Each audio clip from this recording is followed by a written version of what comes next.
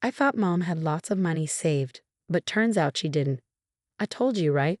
I think we should make her leave. Why keep someone who doesn't have a job here? I've been living here for 3 months, and my son and his wife used up all my money. They treated me like I was just here to clean up after them. I got tired of it all, so I left quietly. Then my son called me, sounding really worried. Mom, what's happening? Tommy asked urgently on the phone.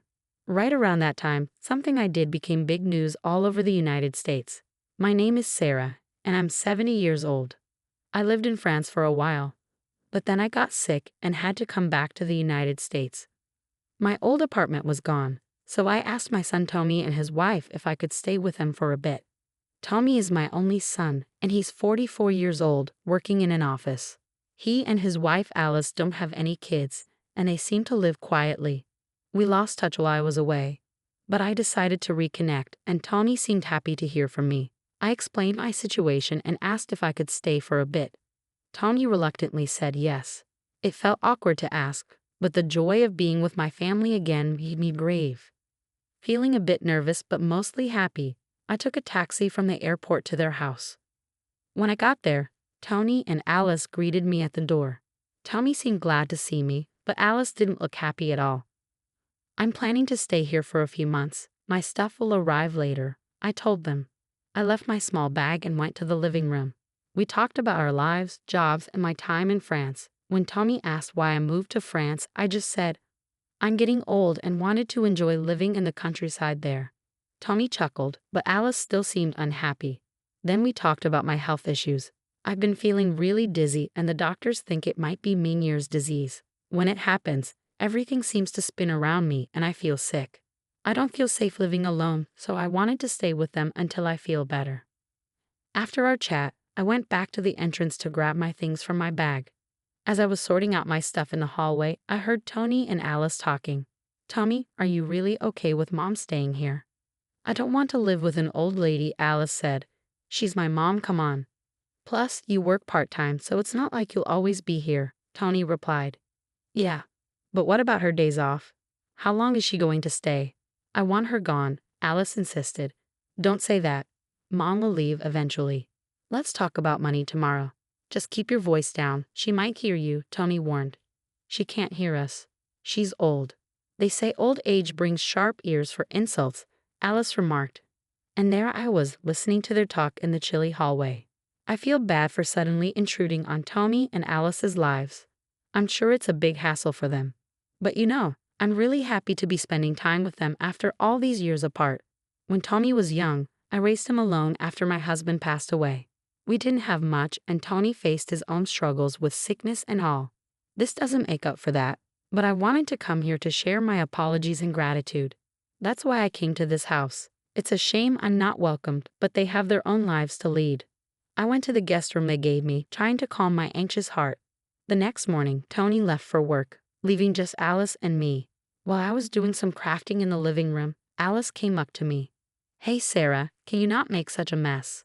I glanced around and saw fabric bits and threads everywhere. Oh sorry, I'll tidy up. Do you know what this is? I showed her the little pouch I was sewing with a cute turtle design. This is a turtle pouch. I love turtles, so I make crafts with them. It even has a zipper on its shell, I explained.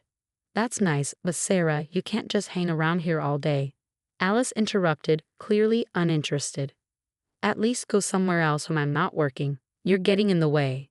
But I get dizzy if I go out too much, I said. I'll drag you to the community center nearby. You can stay there during the day. I have things to do at home, Alice said firmly, without room for discussion. And also help with the chores while you're here. You're not just here to relax. It's the least you can do since we're letting you stay, she added, leaving me surprised. So I finally said, okay, and got up slowly. From then on, I found myself doing all the housework, even though I felt dizzy and achy. I took on the chores that Alice and Tommy seemed to expect me to do, almost like I was their housekeeper. I noticed that Alice was always glued to her phone, maybe neglecting the housework before I arrived. That evening, when Tommy came home, he approached me with a smile and asked, Mom, did you bring your bank card? I looked at him over my reading glasses, nodded, and got up. I took out my bank card from the little pouch I made and handed it to Tommy. He quickly checked it, and his expression changed. Wait, Mom, is this all the money you have saved? Do you have any other accounts? He asked, his face tightening. That's all I have. I don't need much at my age, and I don't have any health problems, I said, smiling. But as the conversation went on, Tommy's expression grew darker. Wow, this isn't much money at all, not even $10,000. You said you were living well abroad, so I assumed. Tommy kept questioning me, asking if I had more money hidden away. When I said no, he sighed and seemed disappointed. Fine, I'll keep hold of this card for now. I'm doing you a favor by letting you stay here, so this is the least you can do. After Tony got my account details, he took my bank and debit cards and left the room. That night, as I lay in bed, I could hear Tony sighing loudly through the wall that separated our rooms. Oh, what a disappointment. I thought Mom had a lot of money. But it turns out our finances are in bad shape because of her. I shouldn't have agreed to let her stay. We should kick her out. She's not bringing us any benefits, Tony complained. It seemed like both of them were pretty sure of themselves. They talked openly in the next room, almost as if they wanted me to hear. In my cold bed, I held back tears of loneliness and sadness. The next day, since Alice had the day off, she drove me to the local community center.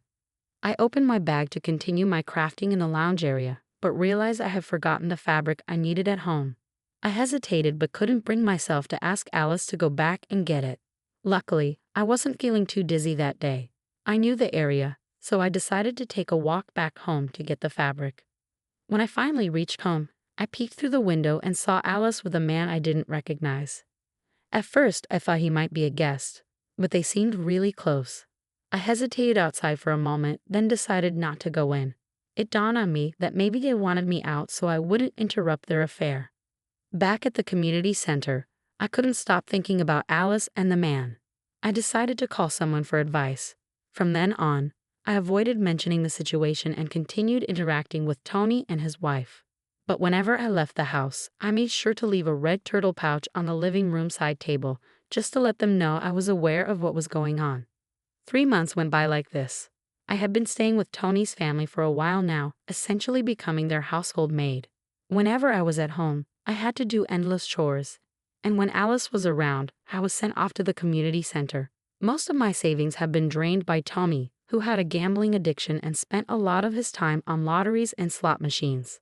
His obsession with money seemed to stem from the financial struggles he faced as a child. I tried to talk to him about it at first, but it always made him angry. After 3 months of this, I couldn't take it anymore. One night before a long weekend, I decided to do something I had been thinking about. Tommy, Alice, I want to thank you for letting me stay with you. Tommy, I know things were tough for you when you were young because we didn't have much money. I'm sorry for all the trouble I've caused, but I'm grateful.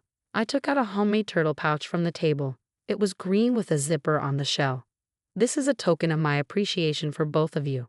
I hope you'll accept it. To my surprise, neither Tony nor Alice showed any interest in my handmade gift. Mom, that's enough. Are we really out of money?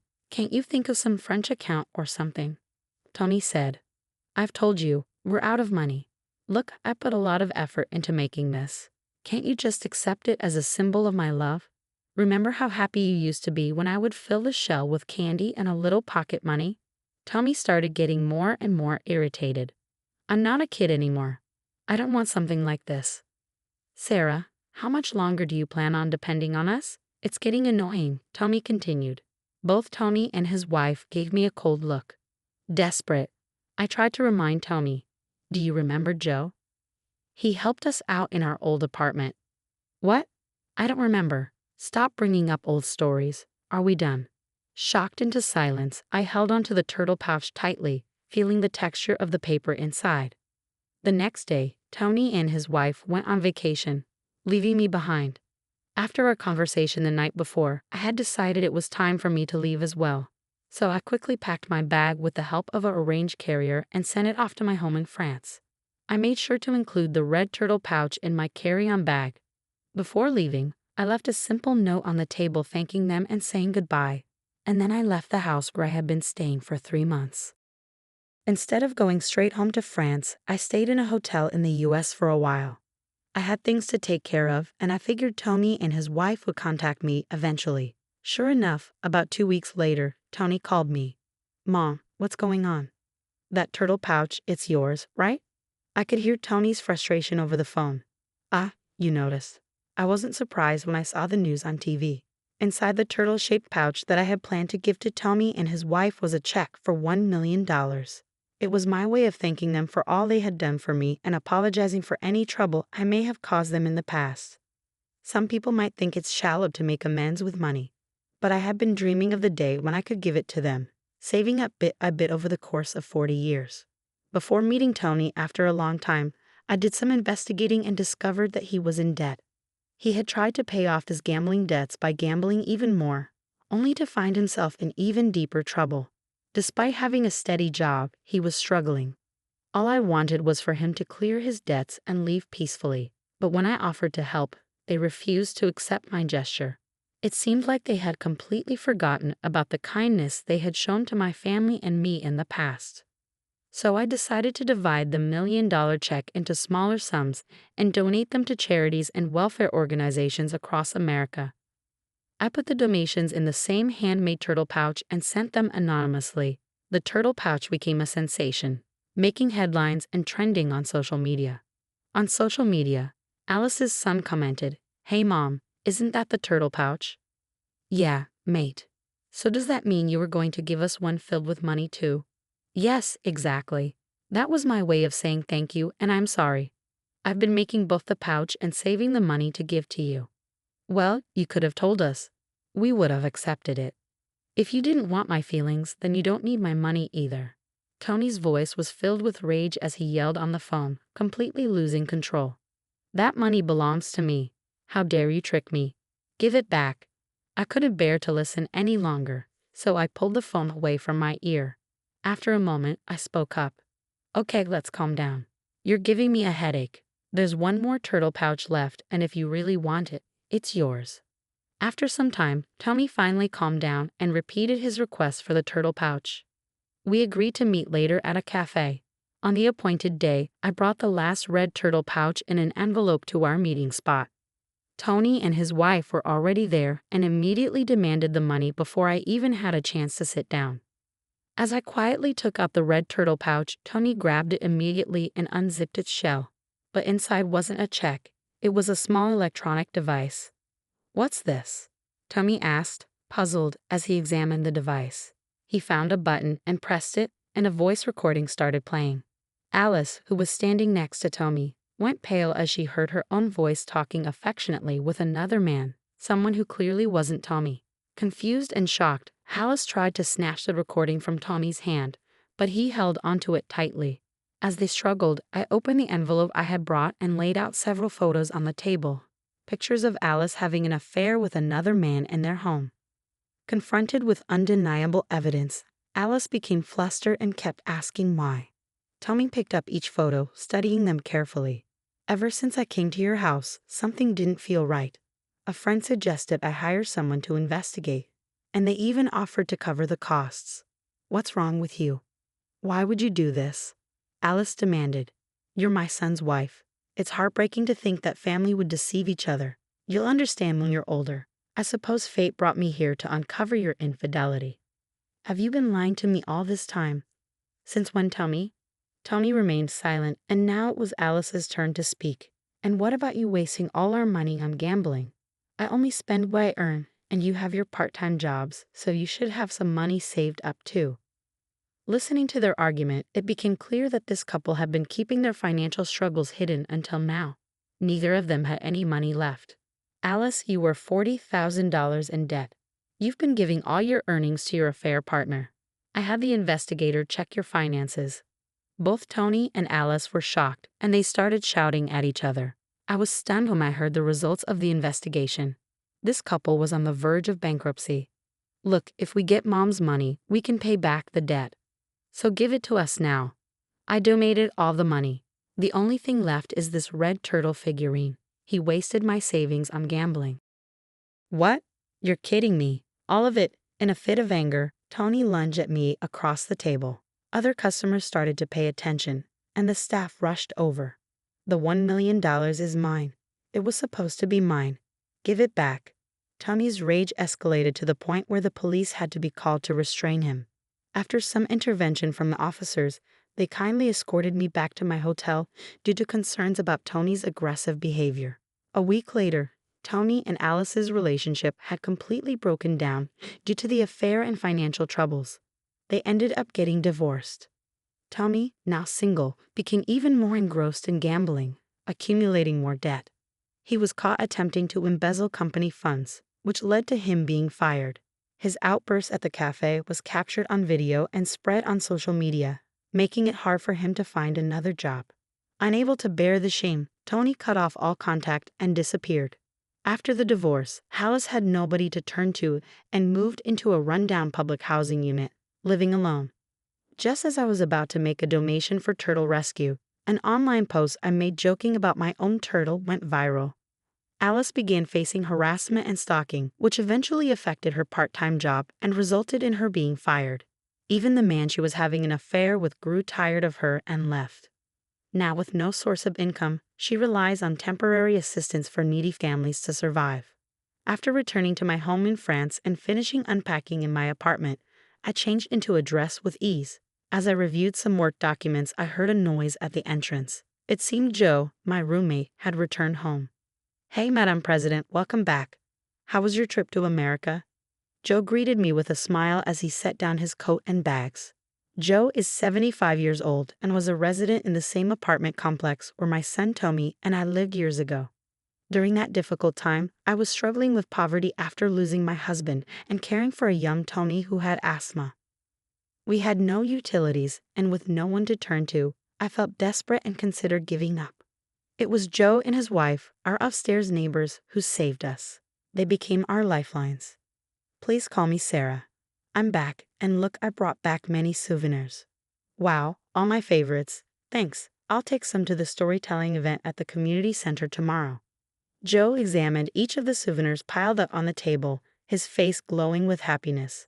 After we had gotten back on our feet, Joe and his wife moved away for work. Years later, we ran into each other in the city, and I started helping with a support program for the needy that Joe had founded. By then, Joe's wife had passed away, and we became business and life partners. I've been leading the organization since Joe retired a few years ago. What began as a small initiative between Joe and myself has blossomed into a large-scale international organization over the past 30 years. Currently, our main focus is on supporting single mothers and their children. A few years back, we relocated to France to study their advanced support systems. Although we've gained recognition in France, we're still relatively unknown in America. I'm planning to expand our activities there soon and wanted to spend some quality time with Tony and his family before they found out about my work. In the end, I couldn't make them understand how I felt, but that's their decision to make.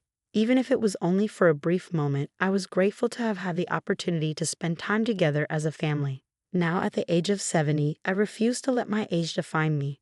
There's still so much I want and need to accomplish. As I straightened my back in my dress, I began to ponder the content of my upcoming international speech for tomorrow.